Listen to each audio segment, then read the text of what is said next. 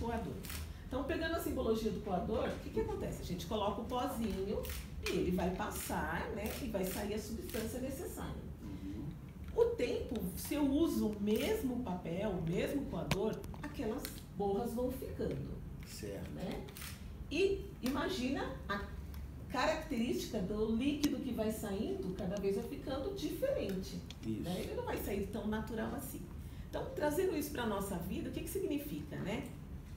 As nossas experiências, elas vão construindo esse nosso filtro. Então, o problema, a questão não está na situação. Então, as reações diferentes diante de uma situação que alguém reage com muito medo e outras já enfrentam de uma outra maneira, apesar do medo, depende desse filtro. Então, o senhor trouxe a experiência, né? Na verdade, por que o medo da praia? Por que o medo da água? Né? Não é porque não sei nadar, é porque eu quase morri. Então, a sua experiência ficou gravada. Não esqueço jamais. Não esquece, ela tem uma memória afetiva. Ela tem uma memória afetiva. Embora ela venha para te proteger, ela poderia, se o senhor tratar esse filtro de uma maneira diferente, começar a olhar para ele, para o mar, para a possibilidade de avançar, possivelmente o senhor não pode, de repente, não mais se paralisar diante do mar ou do rio, ou da piscina. Eu vou decidir, eu vou fazer um curso de natação, por exemplo. Ali eu escolho agir de uma maneira diferente. Sem o medo? Não. O medo, ele continua aqui, mas ele vem para o meu lado e eu filtro a experiência, eu tenho uma percepção diferente dela e eu atuo de uma maneira diferente. Porque é importante a gente pensar que sempre diante de situações de ameaça a gente vai ter comportamento. O que nós percebemos são os comportamentos. Né? Então, o medo, ele pode me paralisar ou ele pode fazer com que eu avance. Tem gente que diante de situação de assalto, ela vai para cima e ela morre. Não dá nunca para a gente poder dizer, né? Porque naquele momento não pensou, eu vou agir pelo instinto. Sai o nosso alien dali de dentro, né? Que todo mundo tem. E vai trazer uma resposta, pode ser positiva ou negativa, mas a ameaça sempre vai levar um comportamento. Então vamos pensar um pouquinho nas coisas mais comuns, tá? Digamos assim. O medo da exclusão. Então a gente pode falar, não, eu não tenho medo, eu sou uma pessoa que eu enfrento, mas o medo da exclusão pode levar, por exemplo, uma mãe a não repreender um filho. Ela não quer ser excluída por aquele filho. Ela fala que ela não tem medo da situação, ela não tem medo do filho, ela não tem medo enfim, daquela relação. Aparentemente. Porque o comportamento de recuar diante de uma situação que ela precisava avançar, mostra que ela tem um medo. Então, entender que isso existe dentro da gente é muito importante. Ela deixa de corrigir por esse medo, né? Exatamente. Pode não ser porque a gente geralmente tende a enxergar o lado do medo como aquilo que é mais gritante, que é esse lado que aparece como se fosse uma crise de ansiedade ou uma crise de pânico. Só que ninguém vive com tão crise de pânico. Tirando os transtornos, as pessoas que têm esses transtornos, nós que não temos, não vamos manifestar esse tipo de comportamento. Existem pessoas que elas são assim, são mais fáceis de receber as más notícias, vamos dizer assim, e ela passa, o pânico, né? Ela passa a ter medo de tudo, né?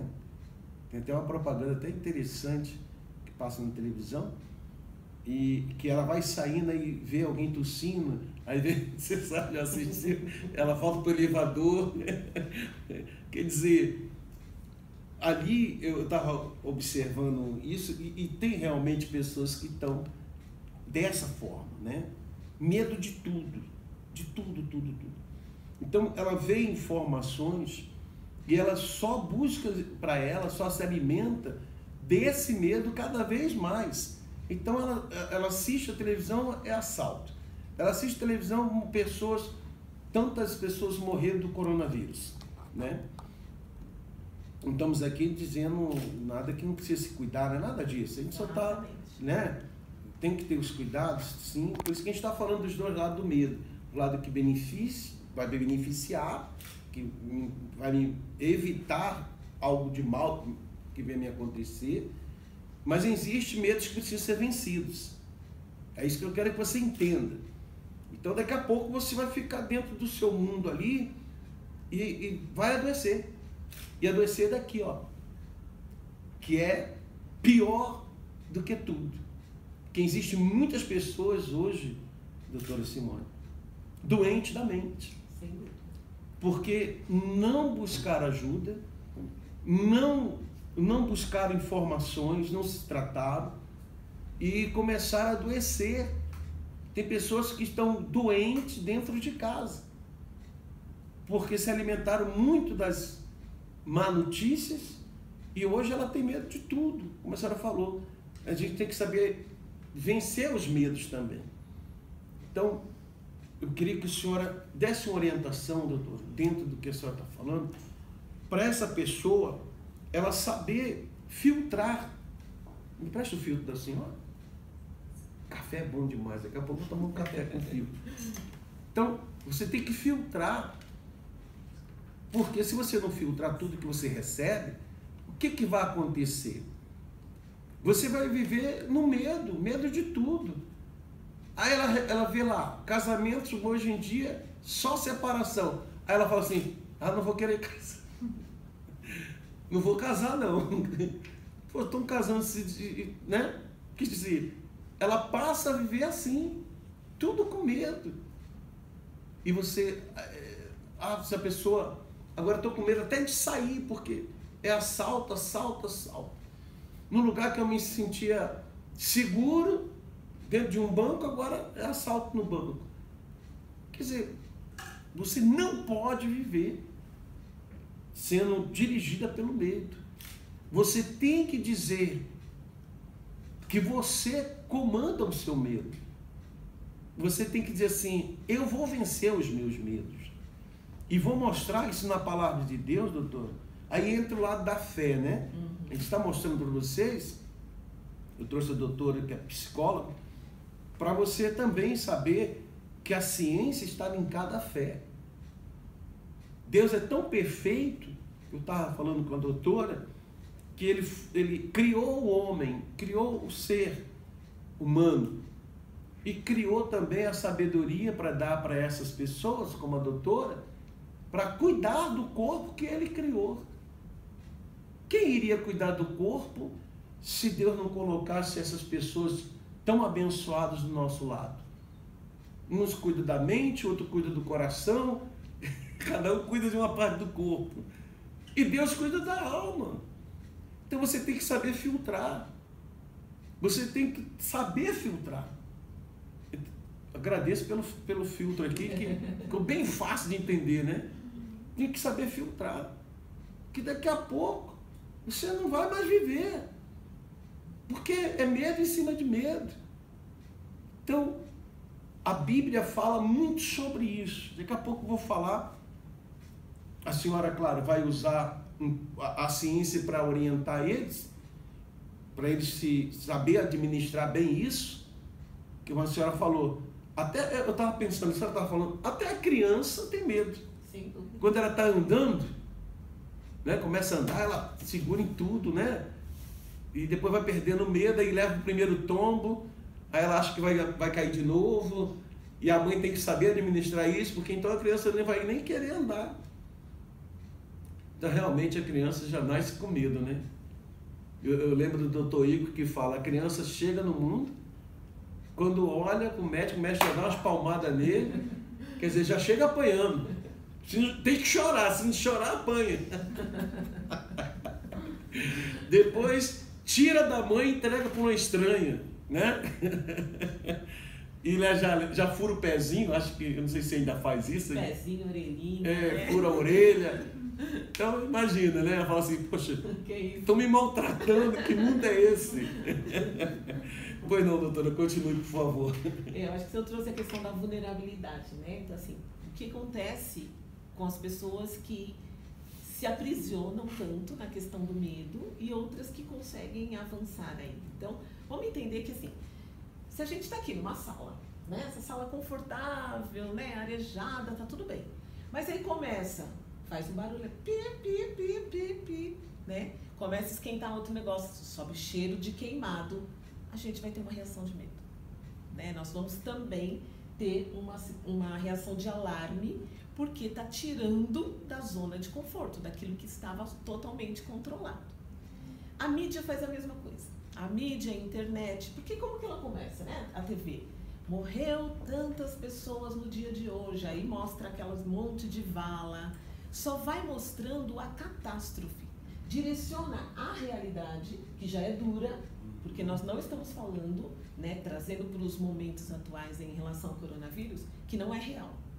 É real. É real. O vírus é real, o vírus mata. Mas ele já não é tão desconhecido enquanto um controle para que a gente minimamente consiga se livrar dele. Né? Então, dentro dessa realidade, eu tenho algo a fazer para conseguir um tipo de proteção. Então, esse dado, na verdade, o que o medo faz? Né? Cervantes, né? Miguel de Cervantes, ele tem uma frase que eu até trouxe aqui, que ele fala assim: o medo tem muitos olhos e enxerga as coisas no subterrâneo. Então, ou seja, ele vai procurar o pior que tem. Então, a mídia, a medicina, o Ministério da Saúde está trazendo todas as situações possíveis aí de se cuidar, de evitar, né? Lava a mão, usa álcool, usa máscara, está trazendo positivo. Por um outro lado, vem o negativo, o medo leva todos os olhos só para o subterrâneo.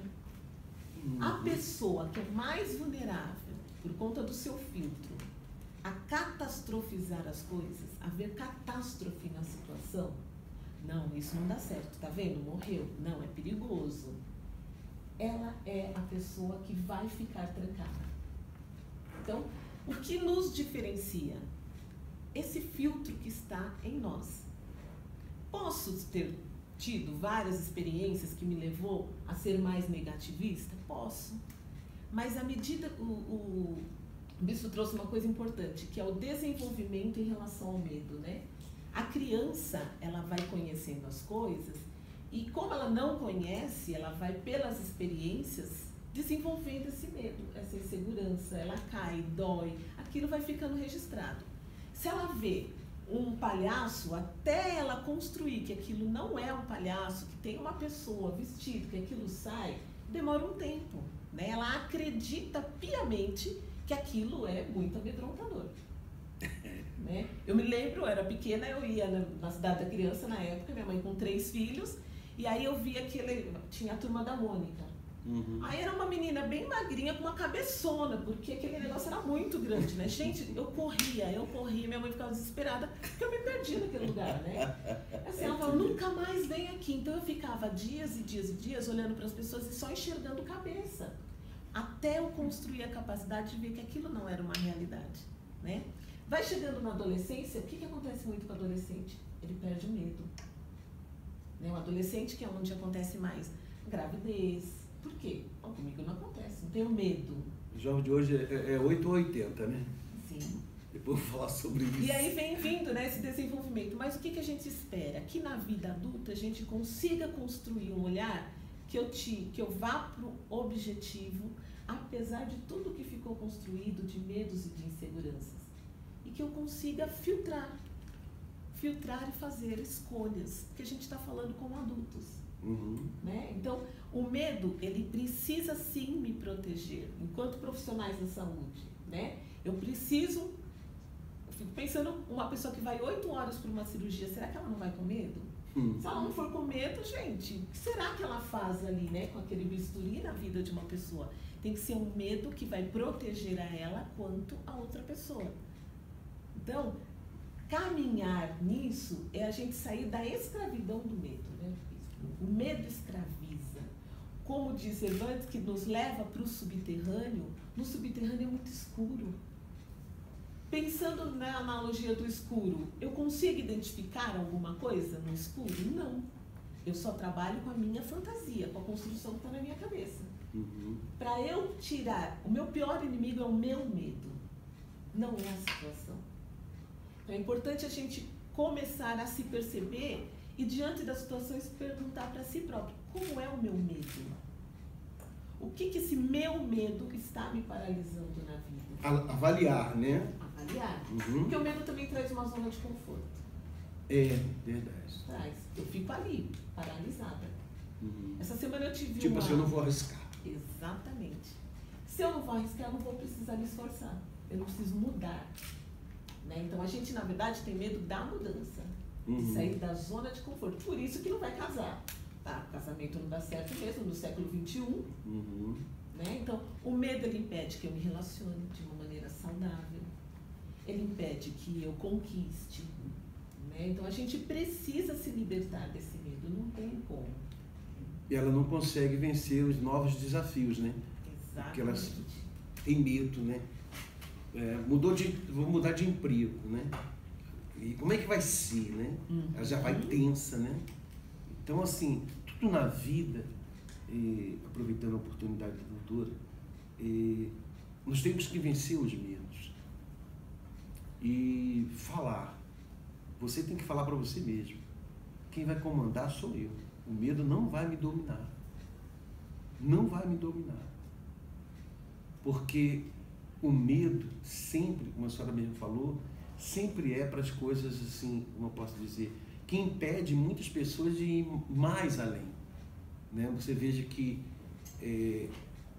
tem muitas pessoas hoje que têm medo de tudo. Né? Hoje essa geração nova que está nascendo aí, eles estão com medo de tudo. E a gente tem que vencer esse medo para poder caminhar para os novos desafios e vencer. Por isso que eu costumo dizer para as pessoas o seguinte: se você não vencer o seu medo, você não consegue alcançar os seus objetivos. Porque tudo na vida, doutora, a gente vai correr um risco. Sem dúvida. Não é? A gente sai de carro, está correndo o risco de sofrer um acidente. Claro, estou falando lá do humano e tal. Não é a fé é a outra coisa. A probabilidade é real, né? Eu vou viajar, vou pegar um avião. Quem me garante, não estou usando a fé, estou falando a realidade do dia a dia. Quem me garante, eu vou chegar naquele destino. Né? Tem até uma historinha que teve um que falou assim: eu não vou de avião porque o avião pode cair. Eu não vou de trem porque pode sair da linha do trem. Pode sair da linha.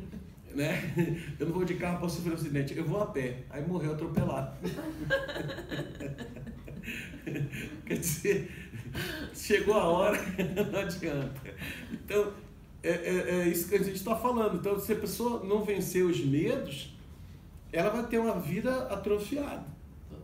Totalmente. Ela não vai casar porque está com medo. Ela não vai sair porque está com medo. E aí vai.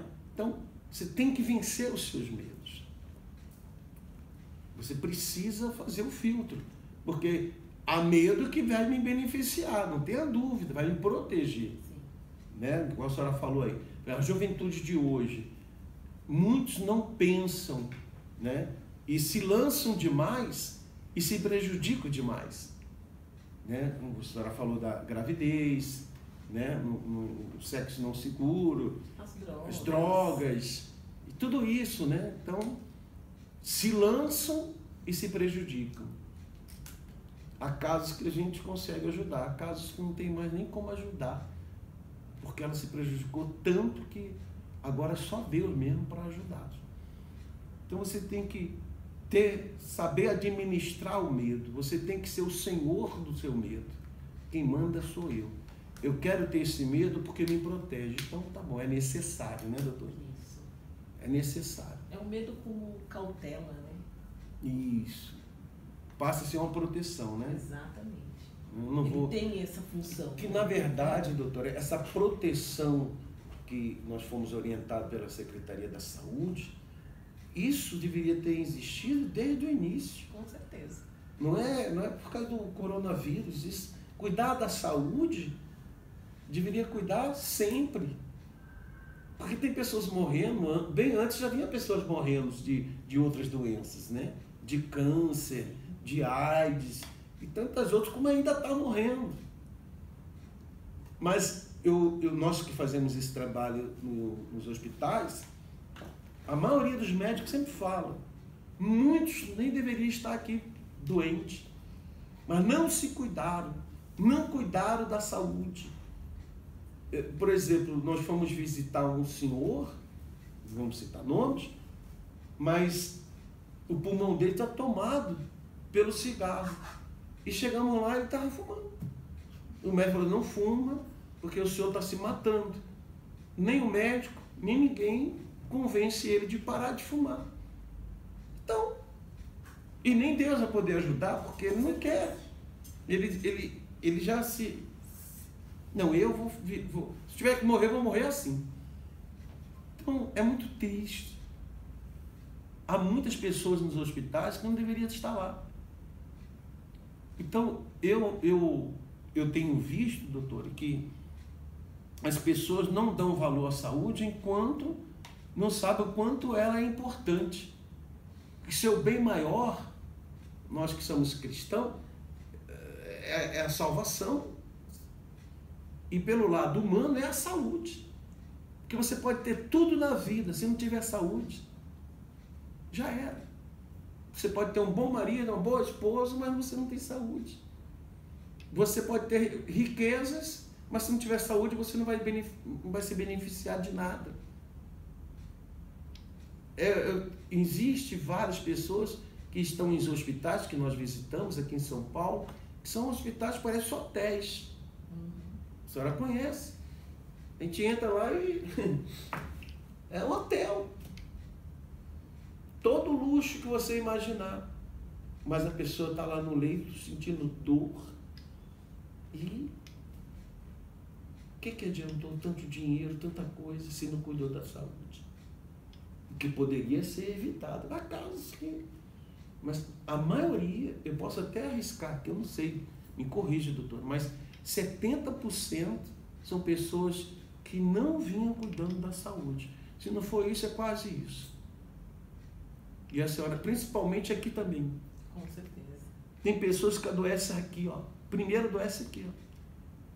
A mente da gente é uma coisa tão forte que tem pessoas que vivem, é tudo em excesso. Tem pessoas que vivem no médico direto. E se o médico não fala, ela tem alguma coisa, ela diz, não, doutor, o senhor tem que fazer exame, porque eu não estou bem. Mas não está bem aqui, ó. A senhora me corrige, existe ou não existe? Sim, sem dúvida. Pessoas que adoeceram, quando não sente nada, ela quer sentir. Aí, doutor, eu vou fugir um pouquinho do medo, mas tem pessoas que usam dessa fraqueza, vamos dizer assim, para que ela seja importante para os outros. Ela se sente assim, sabe? Poxa, ninguém gosta de mim, ninguém, sabe? Não olha assim com... Então, ela quer chamar a atenção e ela usa de doenças, vamos dizer assim, para... Ó, eu insisto, eu preciso de vocês. Existe, doutor? Sim, sim. Existe porque eu conheço, mas eu quero que a senhora fale. Sim, é claro que aí já caminha para os transtornos, né? Mentais mais graves. Então, mas é muito interessante, né? Porque é uma forma de existir. Então, a carência... Desculpa, eu conheço muitos, não é pouco não, viu? Muitos, como a gente é capelão, a gente vai nos hospitais, muitas pessoas que falam assim, agora todo mundo está aqui, tá vendo? Se eu estivesse bem, ninguém iria me visitar. Exatamente. O filtro dessa pessoa é extremamente adoecido, né? Porque ela precisou de algo para chamar a atenção, seja pelo viés da doença, para dizer assim, me toca. Né? Então, a relação afetiva é muito importante. E aí a gente vê as pessoas fugindo das relações afetivas, né? Se o afeto é tão importante na nossa vida. Doutor, eu vou fugir um pouquinho do medo. A gente não vai demorar não, mas é tão bom saber as coisas, né? É importante. Nós temos pessoas assim, tipo, ela se sente carente. Isso vem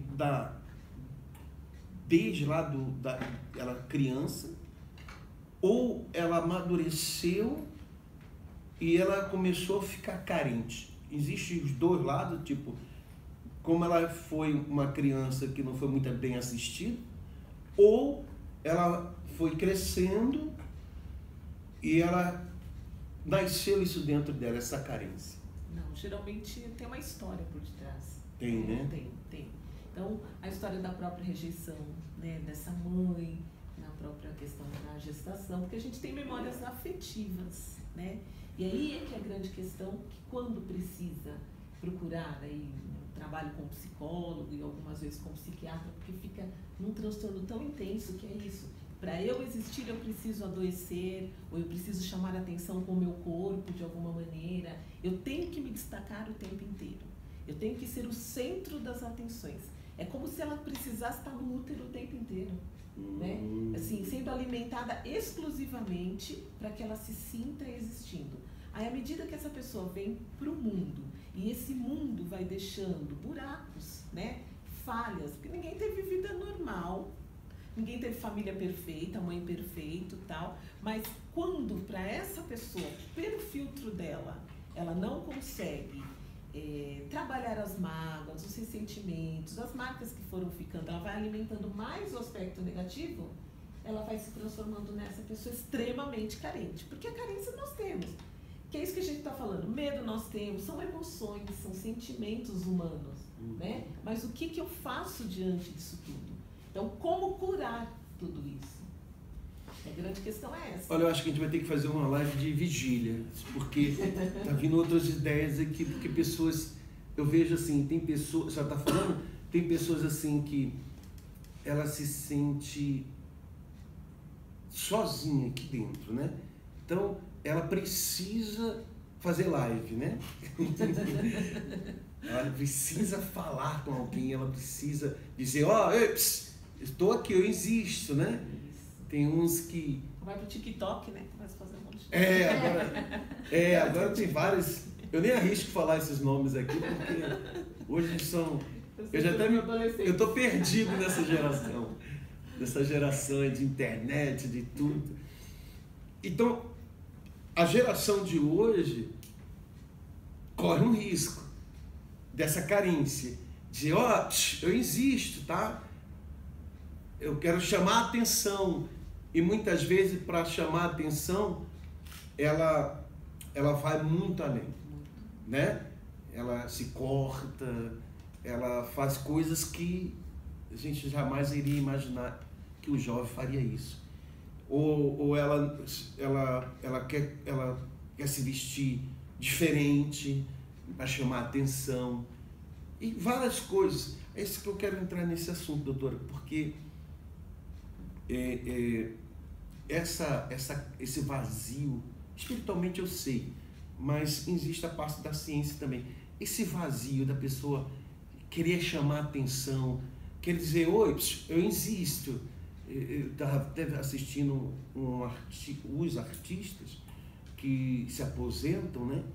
E eles ficam com esse vazio, né? A ponto de dizer assim, eu não tive coragem de tirar minha vida como o meu colega teve. Que teve um artista que tirou sua vida. E o outro falou assim, muito colega dele, assim, olha só, eu bato palma para esse que tirou a vida, que teve coragem que eu não tenho de tirar a minha vida. Quer dizer, por que eles ficam tão vazios? Porque estavam acostumados com a glória, né? com os aplausos, né? Com a mídia, com tudo isso. Então, doutor, eu queria que a senhora... A gente vai continuar, a gente vai ter que marcar outras, mas eu queria que assim, essa pessoa entender que ela precisa tirar isso de dentro de você. Você não pode ficar com esse vazio. Está faltando algo? Espiritualmente eu vou te falar o que está faltando, mas na ciência eu queria que você ouvisse a doutora. Por favor, doutora. Todo excesso é ruim. Todo excesso, né? Então, a falta demais ela é ruim, mas também o excesso de atenção também é ruim. Então, hoje a gente vê ou crianças ou pessoas que foram criadas aí com muita atenção, o centro da atenção, tudo era para ela, chega no momento de frustração, porque o mundo não vai seguir esse caminho, essa doação dessa forma. Então, diante de uma situação de frustração, ela não consegue lidar com a angústia que desenvolve dentro. Ela vai interpretar pelo filtro né? Que ou ela é nada, ou por que estão deixando de me dar esse tipo de atenção, e aí ela vai reagir diante desse mundo. Ou ela reage deprimindo, ou ela reage surtando. Alguns surtam, e aí quer virar Deus, quer virar mil coisas, xinga as pessoas, começa a denegrir tudo aquilo que serviu para ela, ela vai denegrir. Ela precisa continuar sendo o centro das atenções. Então, o que a gente precisa entender? Regular as emoções é muito importante. Frustração é importante. Doutora, vamos deixar para a próxima? Vamos. Eu vou deixar esse pessoal curioso. Porque, olha, existe tratamento. Existe saída. Você tem que procurar ajuda. Mas só para não ficar muito assim sem resposta, só dá o primeiro comprimido. São 30, mas só dá um só para a gente não deixar a pessoa tão ansiosa, né?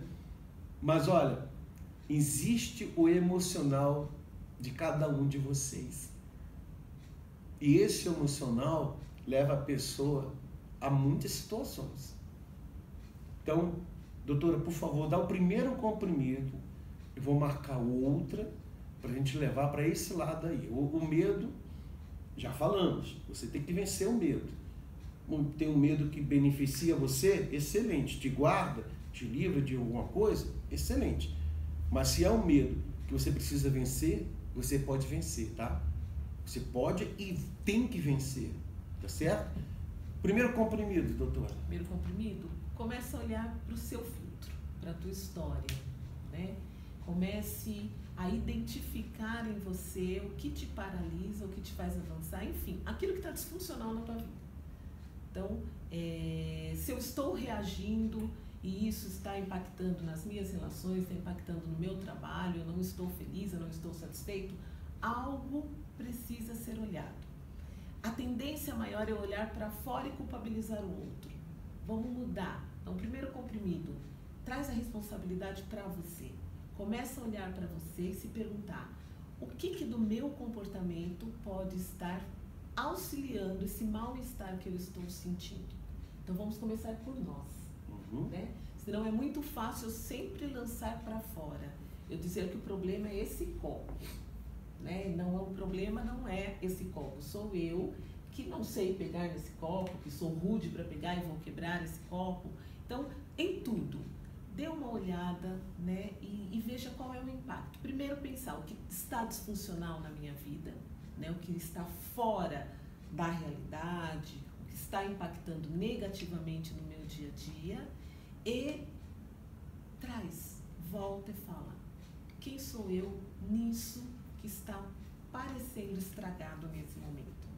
Então, é trazer, volto a dizer, responsabilidade para si. Eu não posso mudar o outro, nunca. Eu mudo a mim. Então, às vezes, eu tá com uma dificuldade no relacionamento, o que eu estou fazendo de diferente, de negativo, ou até de positivo, até que precisa reagir e que eu não estou reagindo. No meu trabalho, né? Por que eu estou ficando tão cansado? O que eu estou fazendo? Como que eu estou lidando com os meus pacientes? O que está chegando? O que eu preciso modificar? Porque só eu posso modificar. Tá? E aí, em relação ao medo, é lembrar, né? O medo, o seu medo é o seu maior inimigo. Não é a situação de fora. Não é o coronavírus, não é a hora de plantão, os tantos plantões que tem, não é o externo. É algo aí dentro. A Bíblia, a palavra de Deus fala, né? Examinar a si mesmo, quer dizer, você saber quem realmente você é no seu interior. Para terminar, e a gente volta outra vez com a doutora Simone, a gente vai combinar direitinho, vamos falar um pouco sobre esse assunto que é muito profundo. As pessoas estão precisando sempre de alguém, eu preciso de alguém para me completar, para que eu seja feliz. Bom, a gente vai falar sobre isso, tá? Eu quero ler um trechinho aqui do Salmos 91, no versículo 5, diz assim: não terás medo do terror de noite e nem da seta que voa de dia. Não tenha medo. Aquilo que a senhora falou está aqui na Bíblia, viu? Não terás medo nem da noite, nem do dia. Nem da noite, nem do dia, das setas que voam de dia. Quer dizer, setas são as más notícias, né? Você não pode se alimentar disso. Nem da peste que anda na escuridão, nem da mortandade. Todo mundo sabe que uma hora vai chegar a sua morte. Que assola 1.000 cairão ao teu lado, 10.000 à tua direita, mas tu não serás atingido. Então, quando a gente tem uma vida na mão de Deus, a gente sabe que todos nós seres humanos temos uma data de validade. A gente vai vencer, doutor. Chega uma data, chega o dia, chega a hora para todo mundo. Mas o que eu preciso é ter uma vida com Deus, porque eu só vou partir quando Ele me chamar.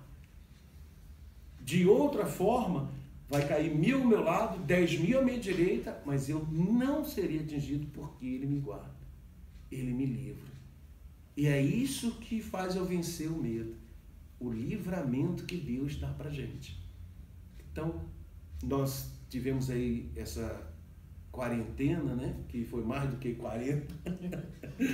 Foi vários dias e meses que nós obedecemos tudo que tinha que obedecer. Mas a gente precisava ajudar o nosso próximo.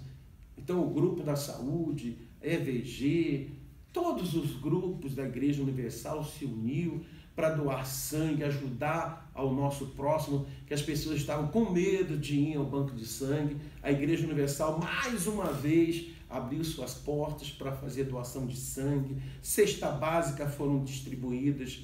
Quer dizer, por quê? Porque nós nos protegemos, sim, mas colocamos essa palavra dentro da gente. Porque se a gente tivesse medo, a gente não iria para a rua, não iria doar sangue, né?